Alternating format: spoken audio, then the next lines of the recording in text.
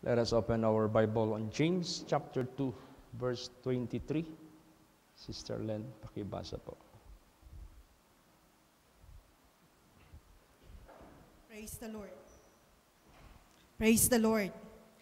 And the scripture was fulfilled which saith, Abraham believed God, and it was imputed unto him for righteousness, and he was called the friend of God. Ayan.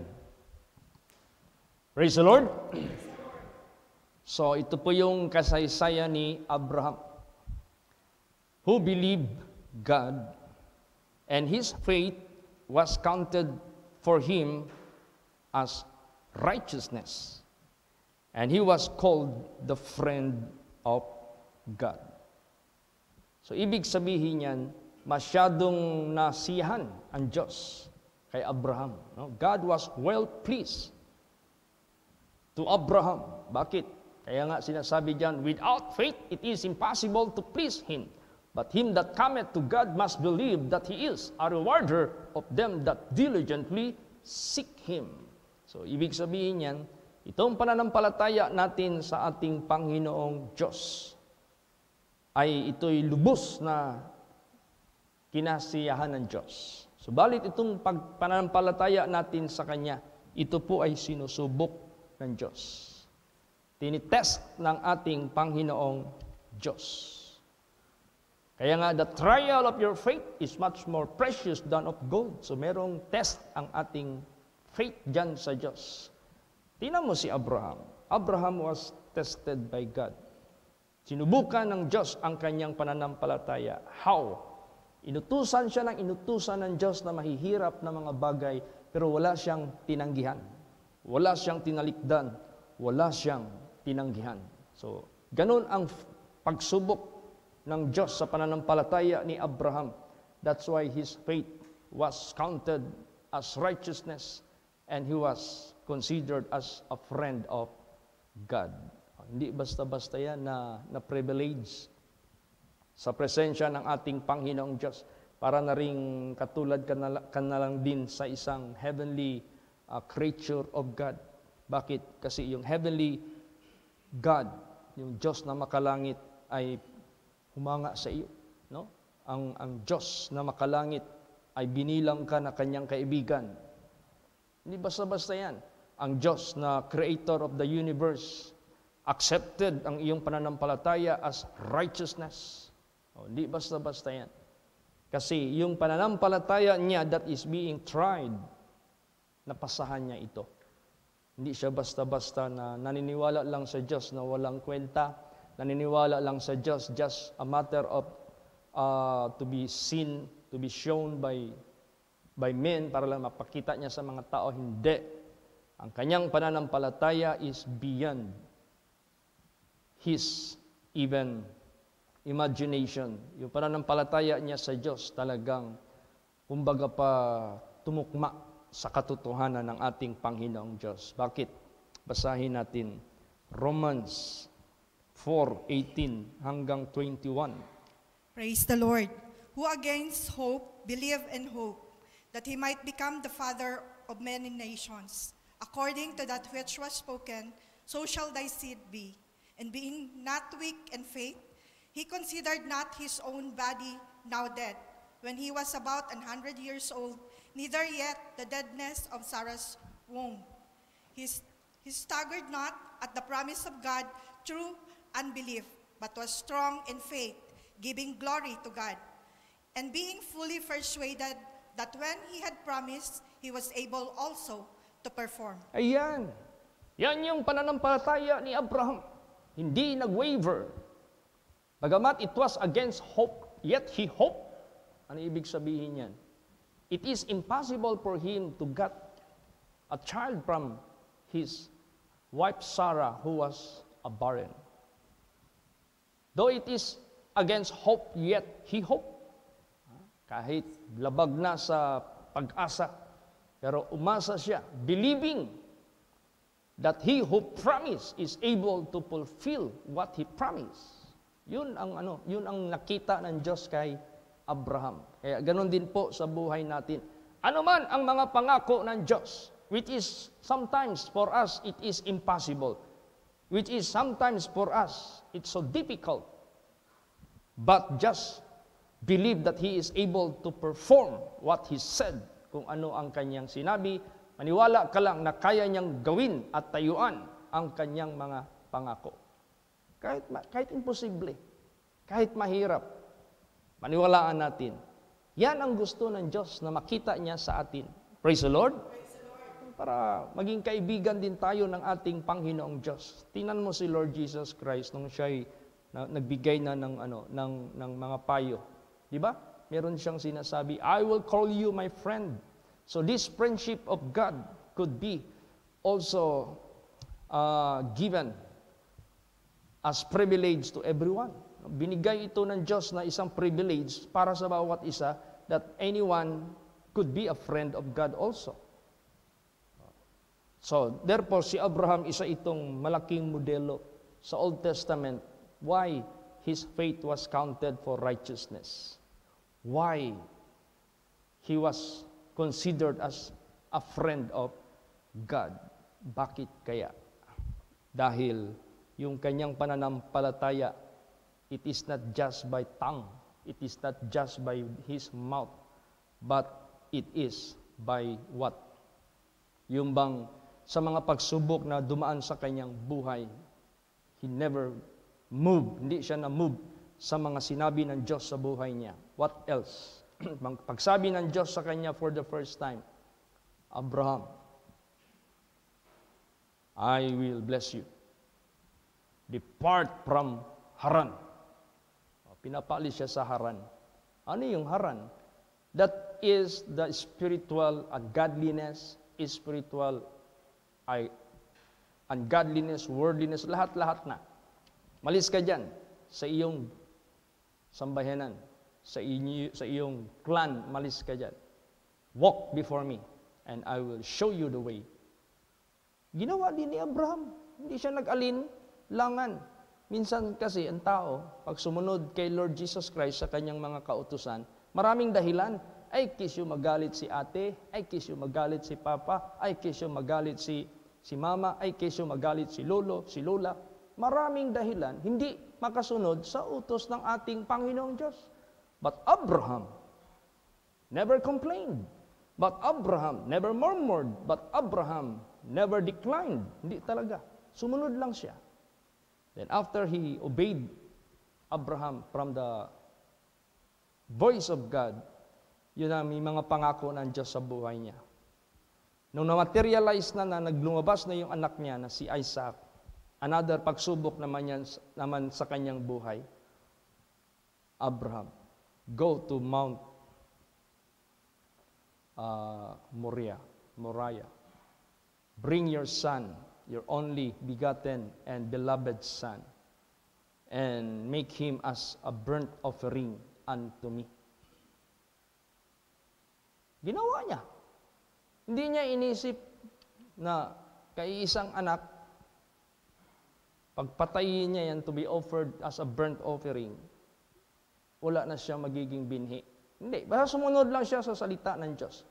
Kaya nung he's about to strike and kill Isaac to be offered as a burnt offering unto God, as God has commanded him. Yun ang mayroon ng tinig sa langit. Abraham, do not kill your son. Now I know that you have feared God. I promise, sabi niya, by myself. Wala namang mas malaki sa Diyos. Wala namang mas above sa Diyos para doon siya manumpa. Nanumpa siya sa sarili niya mismo.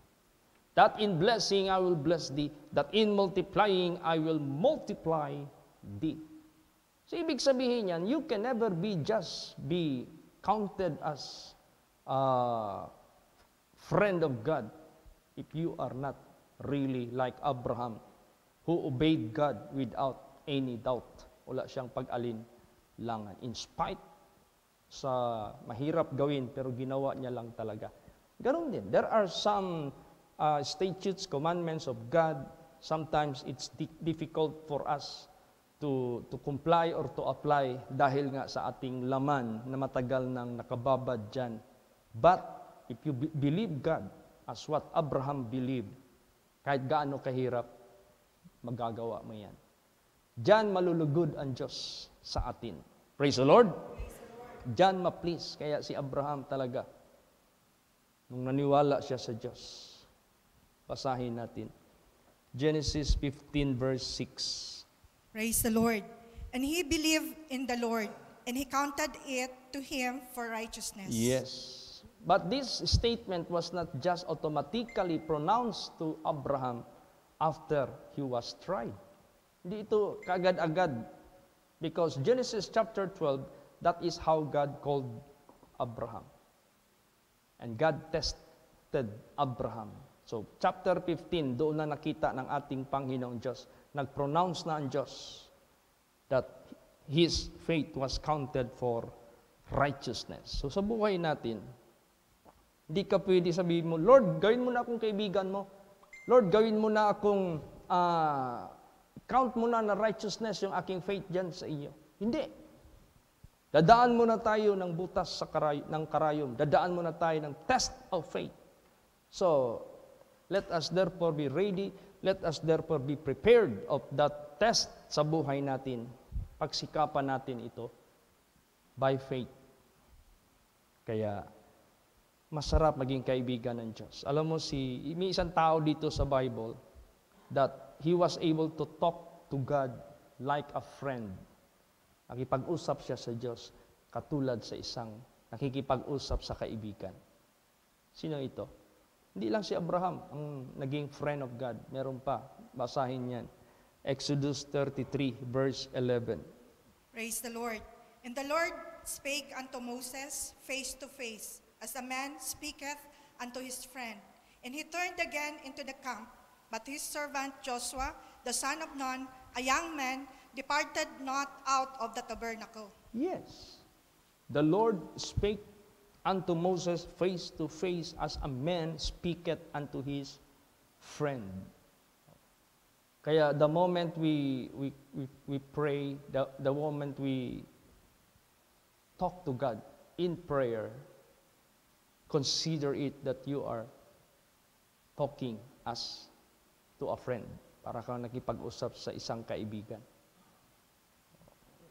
Kaya ganun ang Diyos. Malapit siya sa mga anak niya na merong meekness.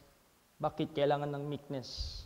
Para hindi ka mag-disobey, para hindi ka mag-complain, para hindi ka mag-murmur against Him. Anong iutos sa iyo, anong kahirapan ipadadanas sa iyo. Malapit ang Diyos dyan sa buhay mo. Kaya napakadakila. You know this friendship of God with Moses, with Abraham, with other servants of God, and this could be also to us. Pwede din ito mangyari sa atin. You know what kind of friendship do we have if we are really counted, no? Ma-count tayo as a friend of God? What kind of friendship? Basahin natin. 2 Chronicles 20 verse 7. Praise the Lord. Are not thou our God, who didst drive out the inhabitants of this land before thy people Israel, and gavest it to the seed of Abraham thy friend forever? Yes. What kind of friendship Abraham has with God? Forever friendship. Kaya nga minsan pinatunayan ito ni Lord Jesus Christ. I am not the God of the dead, sabi ni Jesus Christ. But I am the God of the living. I am the God of Abraham. I am the God of Isaac. I am the God of Jacob. God is not the God of the dead, but He is the God of the living.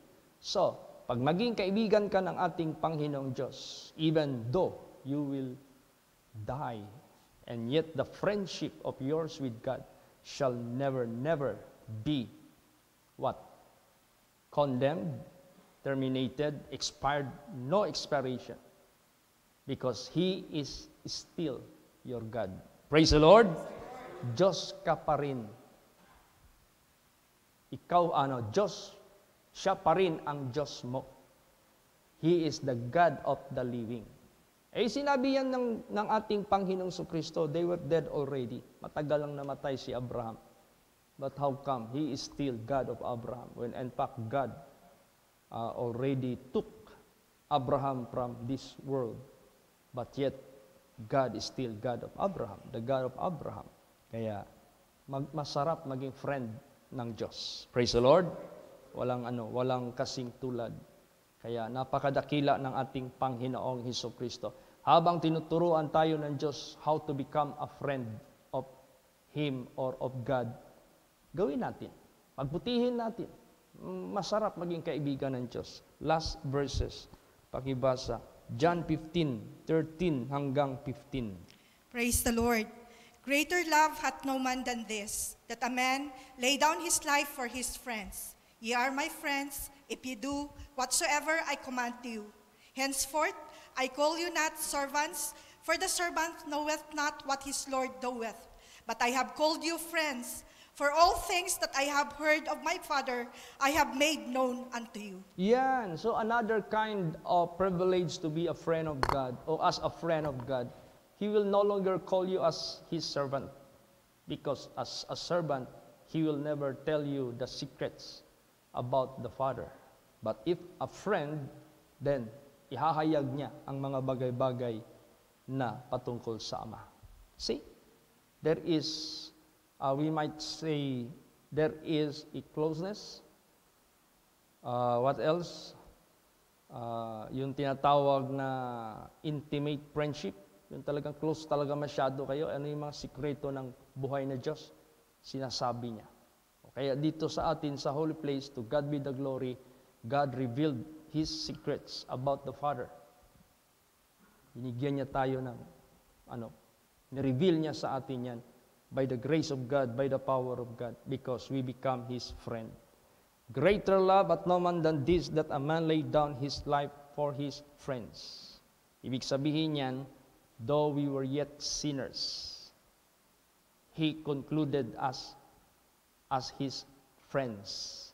But that is just a privilege for us to be forgiven, to be cleansed, to be sanctified. Ginawa niya yan sa atin. But meron pang friendship na hinahanap ng Diyos, na close talaga na friendship with Him, as what Abraham did. Yun, as Moses did. Yun yung friendship na masyadong close. Bakit? Because they keep His commandments. Kaya sinabi dyan, ye are my friends if ye do whatsoever I command you. Di ba? Pag sumunod tayo dyan sa ating Panginoong Diyos, anumang test, anumang pagsubok sa buhay natin, and yet siya ang sinusunod natin, hindi na ang ating sarili, hindi na si Satanas, o hindi na ang diablo, hindi na ang tukso, then I will make you my friend. Gagawin ko kayong kaibigan. Tatawagin ko kayong kaibigan ko. Praise the Lord. Henceforth I call you not servants. Promoted ka na. For the servant knoweth not what his Lord doeth, but I have called you friends. For all things that I have heard of my Father, I have made known unto you. See? Magkakaroon tayo ng deeper and deeper relationship with God, with our Lord Jesus Christ. And as we go, habang nagpapatuloy tayo, we will receive much more wisdom, knowledge, understanding about the Father, about Him, about everything. Para sa ganon, hindi na tayo magkukulang pa ng knowledge. Because God said, my people are destroyed for lack of knowledge because they reject knowledge. Paano? Walang friendship ang Diyos sa kanila. Because of their unbelief, because of their disobedience, how could these people will be filled with knowledge? Because God cannot reveal to those people who are not trustworthy. Hindi ba worthy? Pero kung masunurin ka sa Kanya, naniwala ka sa Kanya, obey ka lang ng obey, sigurado. Pupunuin ka ng Diyos ng knowledge, wisdom, and understanding. I-reveal niya sa iyo. Kaya sabi ni Jesus, ye do hear, not knowing the Scripture, neither the power of God. Nagkakamali kayo sa hindi nyo pagkakaalam sa kasulatan at sa kapangyarihan ng Diyos. Paano ka mapupuno sa kasulatan, sa kapangyarihan ng Diyos if you are not a friend of God? And how could you be a friend of God if you are not faithful unto Him? Kung hindi ka faithful, hindi ka maging kaibigan. Kaya, therefore, salamat tayo kay Lord Jesus Christ. Be a friend of God. And not just a friend, but friend forever. Kakaroon tayo ng friendship with God forever. Wala na. Hindi na ito ma-demolish. Kaya let us stand as what Abraham stood, as what Moses stood, as what his faithful servants stood. Let us stand katulad sa kanilang panindigan. Praise the Lord! Magsitayo po ang lahat.